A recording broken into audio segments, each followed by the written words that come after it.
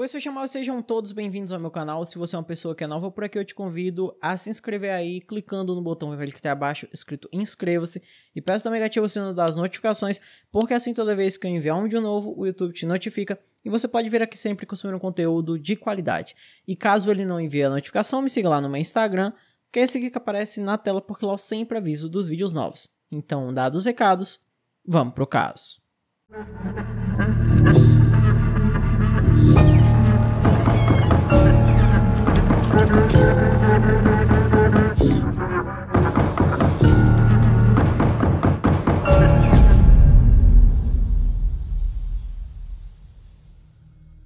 Kimberly Clark Flower nasceu em 1973 em Fall River, no estado do Massachusetts, nos Estados Unidos. Ela tinha uma família comum, seu pai era mecânico, a mãe era vendedora e suas duas irmãs se davam muito bem com ela.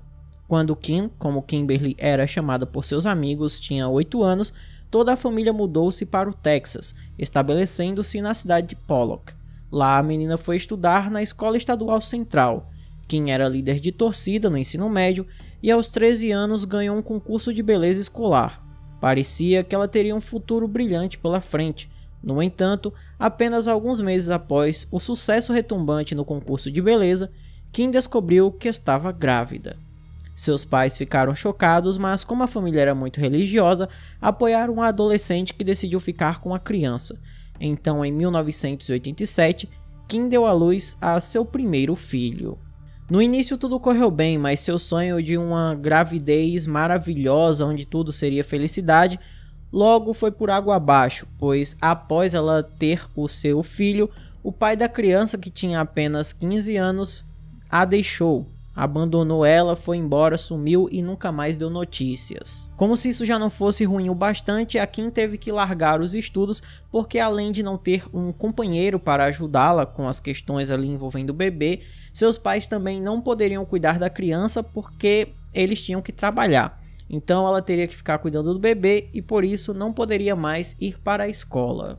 Seus problemas não pararam por aí. Na tentativa de combater o estresse, ela começou a comer muito. Como resultado, a garota ganhou muito peso, o que lhe incomodava bastante. Quando o filho de Kim cresceu um pouco e entrou na pré-escola, a garota finalmente conseguiu terminar o ensino médio. Embora suas notas baixas e o filho pequeno não lhe garantisse que ela conseguiria ingressar na universidade, ela insistiu e em 1992, aos 19 anos, Kim foi para a faculdade com o objetivo de se tornar enfermeira. Depois de receber seu diploma 3 anos depois, ela conseguiu um emprego no departamento cirúrgico de um hospital, onde todos diziam que ela era uma ótima enfermeira e muito atenciosa. Embora sua vida profissional estivesse indo bem, a vida amorosa não seguia pelo mesmo caminho, já que a Kim não conseguia arrumar um namorado por mais que ela quisesse. O problema não era nem que ela estava acima do peso, mas sim que sua personalidade era horrível, ela era uma péssima pessoa. Inclusive, mais tarde, os próprios amigos dela disseram que ela era uma mulher muito vingativa. Até descobrir o que ela fez, não poderia chamá-la de pessoa má, mas às vezes sua vingança e nocividade sem causa ofuscavam todos os outros aspectos positivos. Lembrou mais tarde um amigo da Kim. No entanto, isso não impediu Kim de conhecer um homem chamado Steven Saenz, que na verdade pode ser Steven ou Stephen, já que as fontes não especificam qual é o verdadeiro nome dele. Tem algumas fontes que nem citam o nome dele em si, só o sobrenome. Então eu nesse vídeo irei chamá-lo de Steven. Após um curto período de namoro, o homem lhe propôs casamento e um casamento modesto aconteceu em 1996 e já em 97 eles tiveram um filho. Nos 5 anos seguintes, a família viveu uma vida relativamente tranquila, mas com o tempo, Kim ficou cada vez mais irritada e nervosa.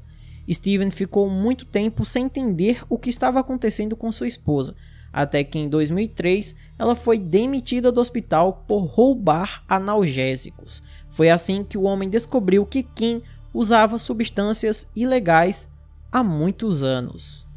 Quando ela não tinha dinheiro para comprar as substâncias, a mulher simplesmente roubava do hospital onde trabalhava e ela fez isso por muito tempo até finalmente ser pega e demitida. E quando isso veio à tona, ela prometeu ao Steven que não iria mais fazer aquilo novamente e procuraria ajuda.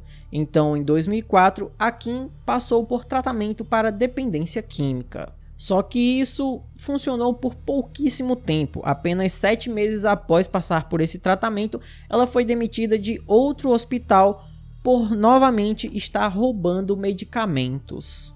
A cada ano, o vício de Kim só piorava. Em 2006, a mulher foi expulsa de outra clínica e não conseguia emprego em nenhum dos hospitais de Pollock. Kim não queria trabalhar como outra coisa senão enfermeira, então convenceu o marido a se mudar para Lufkin, também no Texas, e a família se mudou para lá em 2007. Ao contrário das expectativas da mulher, ninguém estava disposto a contratar uma enfermeira com tal histórico de vício em medicamentos. Tendo recebido a 5ª recusa, Kim ficou com tanta raiva que não conseguiu conter a indignação, descontando tudo no marido. Steven suportou por muito tempo os surtos da esposa, e a cena criada por Kim na presença de seus filhos foi a gota d'água para ele. Em julho daquele ano, ele pediu o divórcio e recebeu uma ordem judicial proibindo sua esposa de se aproximar dele e de seu filho mais novo. Kim teve que se mudar e alugar uma casa, e ela também teve que procurar um emprego, já que seu marido não iria mais apoiá-la financeiramente. Então, já em setembro de 2007, a mulher conseguiu uma entrevista de emprego em uma clínica chamada Davita, onde eles eram especializados em fazer diálise. Durante sua entrevista para esse emprego, a Kim simplesmente distorceu tudo o que vinha acontecendo. Ela pintou o Steven como um canalha que lhe abandonou e falou também que seus últimos empregos ela tinha sido demitida de forma muito injusta. E caindo nesse papinho, a pessoa que estava fazendo a entrevista acabou lhe dando um emprego. Muito provavelmente ficou com pena da história que ela inventou. Seus patrões ficaram bastante satisfeitos com a nova funcionária, pois no início ela fez um excelente trabalho. Parecia que o divórcio teve um efeito positivo sobre a Kim, pois ela parou de usar as substâncias ilícitas e começou a ter uma abordagem mais responsável. Graças a isso, a mulher voltou a ter contato com o ex-marido e o filho, e em dezembro de 2007, Steven suspendeu a ordem de restrição, permitindo que sua ex-mulher voltasse a viver com ele. Infelizmente, em maio de 2008, Kim perdeu a cabeça outra vez. Sabendo como tudo aquilo iria chegar ao fim, Steven novamente mandou a mulher embora, dizendo que não queria mais vê-la. Kim ficou muito zangada com aquilo e ela queria descontar toda a raiva que sentia do Steven se vingando dele, mas não sabia uma forma de fazer aquilo sem ser penalizada. Então a mulher decidiu se vingar em pessoas que não tinham nada a ver com os problemas dela. E para deixar mais claro para quem não entendeu, essas pessoas eram os pacientes da clínica Davita. No dia 1º de abril de 2008, a saúde de 2 pacientes da clínica piorou drasticamente, o que se tornou motivo para chamar uma ambulância. Os paramédicos fizeram tudo o que puderam, mas não foi suficiente. Segundo o laudo do patologista, a causa da morte foi uma parada cardíaca súbita. As 2 mulheres eram idosas, por isso tudo foi considerado uma coincidência fatal e nenhuma investigação foi realizada. Infelizmente, isso foi apenas o começo. Daquele dia em diante, quase todos os dias chegava uma ambulância à clínica Davita.